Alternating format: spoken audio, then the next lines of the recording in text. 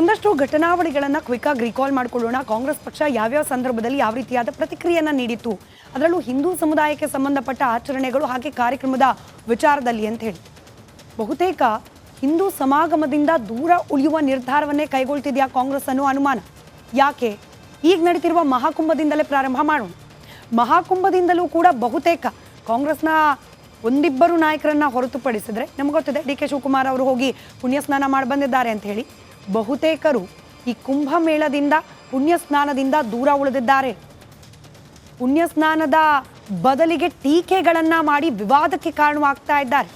AICC ಅಧ್ಯಕ್ಷರಾದ ಮಲ್ಲಿಕಾರ್ಜುನ್ ಖರ್ಗೆ ಅವರ ಆದಿಯಾಗಿ ಲಾಲು ಪ್ರಸಾದ್ ಯಾದವ್, ಮಮತಾ ಬ್ಯಾನರ್ಜಿ, ಕರ್ನಾಟಕದ ಲೆಕ್ಕವನ್ನು ತೆಗೆದುಕೊಂಡ್ರೆ ನಾವು ಸಂತೋಷ್ ಲಾಡ್ ಅವರು ಮಾತನಾಡಿದ್ದು ಈ ಮಹಾಕುಂಭ ಮೇಳದ ಕುರಿತಾಗಿ ಅವಹೇಳನಕಾರಿಯಾಗಿತ್ತು ಅನ್ನೋ ವಿವಾದ ಕೂಡ ಮುನ್ನೆಲೆಗೆ ಬಂದಿದೆ. ಇನ್ನೊಂದು ಪ್ರಕರಣ ಅಯೋಧ್ಯೆಯಲ್ಲಿ ಪ್ರಾಣ ಪ್ರತಿಷ್ಠೆ ಆಗೋ ಸಂದರ್ಭದಲ್ಲಂತೂ ಎಐಸಿಸಿ ಅಧಿಕೃತವಾಗಿ ನಿರ್ಧಾರವನ್ನ ಪ್ರಕಟಿಸಿಬಿಡ್ತು, ನಾವು ಯಾರೂ ಕೂಡ ಪ್ರಾಣ ಪ್ರತಿಷ್ಠೆ ಕಾರ್ಯಕ್ರಮದಲ್ಲಿ ಭಾಗಿಯಾಗೋದಿಲ್ಲ ಅಂತ ಹೇಳಿ. ಇನ್ನು ವಾರಣಾಸಿ ಜ್ಞಾನವಾಪಿ ವಿಚಾರ ಗಮನಿಸ್ತಾ ಇದ್ದೀರಿ. ಎಲ್ಲ ರಾಧಾಂತಗಳಾಗ್ತಾ ಇರೋ ಸಂದರ್ಭದಲ್ಲಿ, ಸಂಘರ್ಷ ಆಗ್ತಾ ಇರೋ ಸಂದರ್ಭದಲ್ಲಿ ಕಾಂಗ್ರೆಸ್ ಟೀಮ್ ನಾಮಕೆ ವಾಸ್ತೆ ಅಂತಲೂ ಕೂಡ ಅಯೋಧ್ಯೆ ಅಥವಾ ವಾರಣಾಸಿಯತ್ತ ಮುಖ ಮಾಡಿದ್ದು ಬಯನ್ ಲಾಚ್. ಹೋಗೇ ಇಲ್ಲ ಅಂತಲ್ಲ, ಒಬ್ಬಿಬ್ಬರು ನಾಯಕರನ್ನ ಹೊರತುಪಡಿಸಿದ್ರೆ ಬಹುತೇಕರು ಕಾಂಗ್ರೆಸ್ನ ನಾಯಕರು ದೂರವೇ ಉಳಿದಿದ್ದಾರೆ. ರಾಮಲಲ್ಲನ ಪ್ರಾಣ ಪ್ರತಿಷ್ಠೆ ಸಂದರ್ಭದಲ್ಲಿ ಆಹ್ವಾನ ನೀಡಿದ್ರು ಕೂಡ ಗೈರು ಹಾಜರಿ. ಕಾಂಗ್ರೆಸ್ನ ಯಾವೊಬ್ಬ ನಾಯಕರು ಕೂಡ ಕಾರ್ಯಕ್ರಮದಲ್ಲಿ ಭಾಗಿಯಾಗಲಿಲ್ಲ. ಕಾಶಿ ವಿಶ್ವನಾಥನ ದೇಗುಲ ನವೀಕರಣ ವಿಚಾರದಲ್ಲಿ ಆಗ್ತಾ ಇರುವ ಸಂಘರ್ಷಗಳು, ಮಥುರಾ ಪುನಃಸ್ಥಾಪನೆ ಬಗ್ಗೆ ಕೂಡ ಆಗ್ತಾ ಇರುವ ಸಂಘರ್ಷಗಳು, ಇದೆಲ್ಲದರಿಂದ ದೂರ ಉಳಿದಿರೋದನ್ನ ಗಮನಿಸಿದ್ರೆ ಒಂದು ಸಮುದಾಯದ ವಿಚಾರದಲ್ಲಿ ತೆಗೆದುಕೊಳ್ಳುವ ಹುರುಪಿನ ನಿರ್ಧಾರಗಳು ಮತ್ತೊಂದು ಸಮುದಾಯ, ಅದರಲ್ಲೂ ಭಾರತದಲ್ಲಿ ಬಹುಸಂಖ್ಯಾತರಾದ ಹಿಂದೂಗಳ ವಿಚಾರದಲ್ಲಿ ಧಾರ್ಮಿಕ ವಿಚಾರ, ಧಾರ್ಮಿಕ ಕಾರ್ಯಕ್ರಮಗಳು, ಆಚರಣೆಗಳ ವಿಚಾರದಲ್ಲಿ ಕಾಂಗ್ರೆಸ್ ಪಕ್ಷದಲ್ಲಿ ಹುರುಪು ಯಾಕಿರೋಲ್ಲ ಅನ್ನೋ ಅನುಮಾನ ಪದೇ ಪದೇ ಕಾಡ್ತಾ ಇರುತ್ತೆ. ಇದರ ಜೊತೆಗೇನೆ ಇದೀಗ ರಂಜಾನ್ ರಾಜಕೀಯ ವಿಚಾರದಲ್ಲೂ ಕಾಂಗ್ರೆಸ್ ಸರ್ಕಾರದ ಕೈಗೆ, ಮುಖ್ಯಮಂತ್ರಿಗಳ ಕೈಗೇನೋ ಮನವಿ ಪತ್ರ ತಲುಪಿದೆ. ನಿರ್ಧಾರ ಯಾವ ರೀತಿ ತೆಗೆದುಕೊಳ್ತಾರೆ ಅನ್ನೋದರ ಆಧಾರದ ಮೇಲೆ ಇಲ್ಲೂ ಕೂಡ ನಾವಿಷ್ಟೇ ಒಂದಷ್ಟು ಘಟನಾವಳಿಗಳನ್ನು ಕ್ವಿಕ್ಕಾಗಿ ರಿಕಾಲ್ ಮಾಡಿಕೊಳ್ಳೋಣ. ಕಾಂಗ್ರೆಸ್ ಪಕ್ಷ ಯಾವ್ಯಾವ ಸಂದರ್ಭದಲ್ಲಿ ಯಾವ ರೀತಿಯಾದ ಪ್ರತಿಕ್ರಿಯೆಯನ್ನು ನೀಡಿತು, ಅದರಲ್ಲೂ ಹಿಂದೂ ಸಮುದಾಯಕ್ಕೆ ಸಂಬಂಧಪಟ್ಟ ಆಚರಣೆಗಳು ಹಾಗೆ ಕಾರ್ಯಕ್ರಮದ ವಿಚಾರದಲ್ಲಿ ಅಂತ ಹೇಳಿ ಬಹುತೇಕ ಹಿಂದೂ ಸಮಾಗಮದಿಂದ ದೂರ ಉಳಿಯುವ ನಿರ್ಧಾರವನ್ನೇ ಕೈಗೊಳ್ತಿದೆಯಾ ಕಾಂಗ್ರೆಸ್ ಅನ್ನೋ ಅನುಮಾನ. ಯಾಕೆ? ಈಗ ನಡೀತಿರುವ ಮಹಾಕುಂಭದಿಂದಲೇ ಪ್ರಾರಂಭ ಮಾಡೋಣ. ಮಹಾಕುಂಭದಿಂದಲೂ ಕೂಡ ಬಹುತೇಕ ಕಾಂಗ್ರೆಸ್ನ ಒಂದಿಬ್ಬರು ನಾಯಕರನ್ನ ಹೊರತುಪಡಿಸಿದ್ರೆ ನಮ್ಗೆ ಗೊತ್ತಿದೆ ಡಿ ಕೆ ಶಿವಕುಮಾರ್ ಅವರು ಹೋಗಿ ಪುಣ್ಯ ಸ್ನಾನ ಮಾಡಿ ಬಂದಿದ್ದಾರೆ ಅಂತ ಹೇಳಿ ಬಹುತೇಕರು ಈ ಕುಂಭಮೇಳದಿಂದ ಪುಣ್ಯ ಸ್ನಾನದಿಂದ ದೂರ ಉಳಿದಿದ್ದಾರೆ. ಪುಣ್ಯ ಸ್ನಾನದ ಬದಲಿಗೆ ಟೀಕೆಗಳನ್ನ ಮಾಡಿ ವಿವಾದಕ್ಕೆ ಕಾರಣವಾಗ್ತಾ ಇದ್ದಾರೆ. ಎಐಸಿಸಿ ಅಧ್ಯಕ್ಷರಾದ ಮಲ್ಲಿಕಾರ್ಜುನ್ ಖರ್ಗೆ ಅವರ ಆದಿಯಾಗಿ ಲಾಲು ಪ್ರಸಾದ್ ಯಾದವ್, ಮಮತಾ ಬ್ಯಾನರ್ಜಿ, ಕರ್ನಾಟಕದ ಲೆಕ್ಕವನ್ನು ತೆಗೆದುಕೊಂಡ್ರೆ ನಾವು ಸಂತೋಷ್ ಲಾಡ್ ಅವರು ಮಾತನಾಡಿದ್ದು ಈ ಮಹಾಕುಂಭ ಮೇಳದ ಕುರಿತಾಗಿ ಅವಹೇಳನಕಾರಿಯಾಗಿತ್ತು ಅನ್ನೋ ವಿವಾದ ಕೂಡ ಮುನ್ನೆಲೆಗೆ ಬಂದಿದೆ. ಇನ್ನೊಂದು ಪ್ರಕರಣ ಅಯೋಧ್ಯೆಯಲ್ಲಿ ಪ್ರಾಣ ಪ್ರತಿಷ್ಠೆ ಆಗೋ ಸಂದರ್ಭದಲ್ಲಂತೂ ಎಐಸಿಸಿ ಅಧಿಕೃತವಾಗಿ ನಿರ್ಧಾರವನ್ನ ಪ್ರಕಟಿಸಿಬಿಡ್ತು, ನಾವು ಯಾರೂ ಕೂಡ ಪ್ರಾಣ ಪ್ರತಿಷ್ಠೆ ಕಾರ್ಯಕ್ರಮದಲ್ಲಿ ಭಾಗಿಯಾಗೋದಿಲ್ಲ ಅಂತ ಹೇಳಿ. ಇನ್ನು ವಾರಣಾಸಿ ಜ್ಞಾನವಾಪಿ ವಿಚಾರ ಗಮನಿಸ್ತಾ ಇದ್ದೀರಿ. ಎಲ್ಲ ರಾಧಾಂತಗಳಾಗ್ತಾ ಇರೋ ಸಂದರ್ಭದಲ್ಲಿ, ಸಂಘರ್ಷ ಆಗ್ತಾ ಇರೋ ಸಂದರ್ಭದಲ್ಲಿ ಕಾಂಗ್ರೆಸ್ ಟೀಮ್ ನಾಮಕೆ ವಾಸ್ತೆ ಅಂತಲೂ ಕೂಡ ಅಯೋಧ್ಯೆ ಅಥವಾ ವಾರಣಾಸಿಯತ್ತ ಮುಖ ಮಾಡಿದ್ದು ಬಯನ್ ಲಾಚ್. ಹೋಗೇ ಇಲ್ಲ ಅಂತಲ್ಲ, ಒಬ್ಬಿಬ್ಬರು ನಾಯಕರನ್ನ ಹೊರತುಪಡಿಸಿದ್ರೆ ಬಹುತೇಕರು ಕಾಂಗ್ರೆಸ್ನ ನಾಯಕರು ದೂರವೇ ಉಳಿದಿದ್ದಾರೆ. ರಾಮಲಲ್ಲನ ಪ್ರಾಣ ಪ್ರತಿಷ್ಠೆ ಸಂದರ್ಭದಲ್ಲಿ ಆಹ್ವಾನ ನೀಡಿದ್ರು ಕೂಡ ಗೈರು ಹಾಜರಿ. ಕಾಂಗ್ರೆಸ್ನ ಯಾವೊಬ್ಬ ನಾಯಕರು ಕೂಡ ಕಾರ್ಯಕ್ರಮದಲ್ಲಿ ಭಾಗಿಯಾಗಲಿಲ್ಲ. ಕಾಶಿ ವಿಶ್ವನಾಥನ ದೇಗುಲ ನವೀಕರಣ ವಿಚಾರದಲ್ಲಿ ಆಗ್ತಾ ಇರುವ ಸಂಘರ್ಷಗಳು, ಮಥುರಾ ಪುನಃಸ್ಥಾಪನೆ ಬಗ್ಗೆ ಕೂಡ ಆಗ್ತಾ ಇರುವ ಸಂಘರ್ಷಗಳು, ಇದೆಲ್ಲದರಿಂದ ದೂರ ಉಳಿದಿರೋದನ್ನ ಗಮನಿಸಿದ್ರೆ ಒಂದು ಸಮುದಾಯದ ವಿಚಾರದಲ್ಲಿ ತೆಗೆದುಕೊಳ್ಳುವ ಹುರುಪಿನ ನಿರ್ಧಾರಗಳು ಮತ್ತೊಂದು ಸಮುದಾಯ, ಅದರಲ್ಲೂ ಭಾರತದಲ್ಲಿ ಬಹುಸಂಖ್ಯಾತರಾದ ಹಿಂದೂಗಳ ವಿಚಾರದಲ್ಲಿ ಧಾರ್ಮಿಕ ವಿಚಾರ, ಧಾರ್ಮಿಕ ಕಾರ್ಯಕ್ರಮಗಳು, ಆಚರಣೆಗಳ ವಿಚಾರದಲ್ಲಿ ಕಾಂಗ್ರೆಸ್ ಪಕ್ಷದಲ್ಲಿ ಹುರುಪು ಯಾಕಿರೋಲ್ಲ ಅನ್ನೋ ಅನುಮಾನ ಪದೇ ಪದೇ ಕಾಡ್ತಾ ಇರುತ್ತೆ. ಇದರ ಜೊತೆಗೇನೆ ಇದೀಗ ರಂಜಾನ್ ರಾಜಕೀಯ ವಿಚಾರದಲ್ಲೂ ಕಾಂಗ್ರೆಸ್ ಸರ್ಕಾರದ ಕೈಗೆ, ಮುಖ್ಯಮಂತ್ರಿಗಳ ಕೈಗೇನೋ ಮನವಿ ಪತ್ರ ತಲುಪಿದೆ.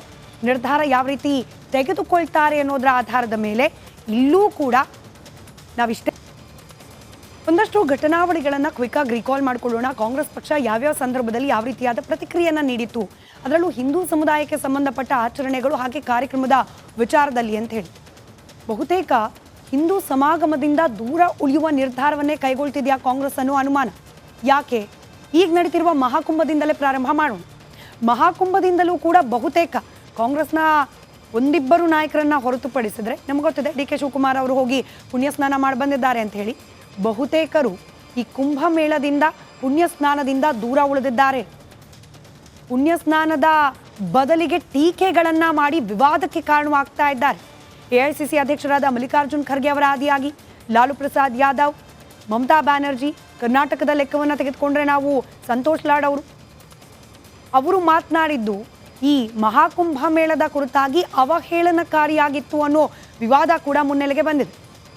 ಇನ್ನೊಂದು ಪ್ರಕರಣ ಅಯೋಧ್ಯೆಯಲ್ಲಿ ಪ್ರಾಣ ಪ್ರತಿಷ್ಠೆ ಆಗೋ ಸಂದರ್ಭದಲ್ಲಂತೂ ಎಐಸಿಸಿ ಅಧಿಕೃತವಾಗಿ ನಿರ್ಧಾರವನ್ನ ಪ್ರಕಟಿಸಿಬಿಡ್ತು, ನಾವು ಯಾರೂ ಕೂಡ ಪ್ರಾಣ ಪ್ರತಿಷ್ಠೆ ಕಾರ್ಯಕ್ರಮದಲ್ಲಿ ಭಾಗಿಯಾಗೋದಿಲ್ಲ ಅಂತ ಹೇಳಿ.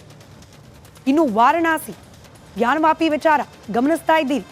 ಎಲ್ಲ ರಾಧಾಂತಗಳಾಗ್ತಾ ಇರೋ ಸಂದರ್ಭದಲ್ಲಿ, ಸಂಘರ್ಷ ಆಗ್ತಾ ಇರೋ ಸಂದರ್ಭದಲ್ಲಿ ಕಾಂಗ್ರೆಸ್ ಟೀಮ್ ನಾಮಕೆ ವಾಸ್ತೆ ಅಂತಲೂ ಕೂಡ ಅಯೋಧ್ಯೆ ಅಥವಾ ವಾರಣಾಸಿಯತ್ತ ಮುಖ ಮಾಡಿದ್ದು ಬಯನ್ ಲಾಚ್. ಹೋಗೇ ಇಲ್ಲ ಅಂತಲ್ಲ, ಒಬ್ಬಿಬ್ಬರು ನಾಯಕರನ್ನ ಹೊರತುಪಡಿಸಿದ್ರೆ ಬಹುತೇಕರು ಕಾಂಗ್ರೆಸ್ನ ನಾಯಕರು ದೂರವೇ ಉಳಿದಿದ್ದಾರೆ. ರಾಮಲಲ್ಲನ ಪ್ರಾಣ ಪ್ರತಿಷ್ಠೆ ಸಂದರ್ಭದಲ್ಲಿ ಆಹ್ವಾನ ನೀಡಿದ್ರು ಕೂಡ ಗೈರು ಹಾಜರಿ. ಕಾಂಗ್ರೆಸ್ನ ಯಾವೊಬ್ಬ ನಾಯಕರು ಕೂಡ ಕಾರ್ಯಕ್ರಮದಲ್ಲಿ ಭಾಗಿಯಾಗಲಿಲ್ಲ. ಕಾಶಿ ವಿಶ್ವನಾಥನ ದೇಗುಲ ನವೀಕರಣ ವಿಚಾರದಲ್ಲಿ ಆಗ್ತಾ ಇರುವ ಸಂಘರ್ಷಗಳು, ಮಥುರಾ ಪುನಃಸ್ಥಾಪನೆ ಬಗ್ಗೆ ಕೂಡ ಆಗ್ತಾ ಇರುವ ಸಂಘರ್ಷಗಳು, ಇದೆಲ್ಲದರಿಂದ ದೂರ ಉಳಿದಿರೋದನ್ನ ಗಮನಿಸಿದ್ರೆ, ಒಂದು ಸಮುದಾಯದ ವಿಚಾರದಲ್ಲಿ ತೆಗೆದುಕೊಳ್ಳುವ ಹುರುಪಿನ ನಿರ್ಧಾರಗಳು ಮತ್ತೊಂದು ಸಮುದಾಯ, ಅದರಲ್ಲೂ ಭಾರತದಲ್ಲಿ ಬಹುಸಂಖ್ಯಾತರಾದ ಹಿಂದೂಗಳ ವಿಚಾರದಲ್ಲಿ, ಧಾರ್ಮಿಕ ವಿಚಾರ, ಧಾರ್ಮಿಕ ಕಾರ್ಯಕ್ರಮಗಳು, ಆಚರಣೆಗಳ ವಿಚಾರದಲ್ಲಿ ಕಾಂಗ್ರೆಸ್ ಪಕ್ಷದಲ್ಲಿ ಹುರುಪು ಯಾಕಿರೋಲ್ಲ ಅನ್ನೋ ಅನುಮಾನ ಪದೇ ಪದೇ ಕಾಡ್ತಾ ಇರುತ್ತೆ.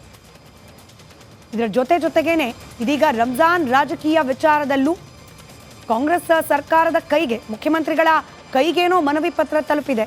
ನಿರ್ಧಾರ ಯಾವ ರೀತಿ ತೆಗೆದುಕೊಳ್ತಾರೆ ಅನ್ನೋದರ ಆಧಾರದ ಮೇಲೆ ಇಲ್ಲೂ ಕೂಡ ನಾವಿಷ್ಟೇ ಒಂದಷ್ಟು ಘಟನಾವಳಿಗಳನ್ನು ಕ್ವಿಕ್ಕಾಗಿ ರೀಕಾಲ್ ಮಾಡ್ಕೊಳ್ಳೋಣ. ಕಾಂಗ್ರೆಸ್ ಪಕ್ಷ ಯಾವ್ಯಾವ ಸಂದರ್ಭದಲ್ಲಿ ಯಾವ ರೀತಿಯಾದ ಪ್ರತಿಕ್ರಿಯೆಯನ್ನು ನೀಡಿತ್ತು, ಅದರಲ್ಲೂ ಹಿಂದೂ ಸಮುದಾಯಕ್ಕೆ ಸಂಬಂಧಪಟ್ಟ ಆಚರಣೆಗಳು ಹಾಗೆ ಕಾರ್ಯಕ್ರಮದ ವಿಚಾರದಲ್ಲಿ ಅಂತ ಹೇಳಿ.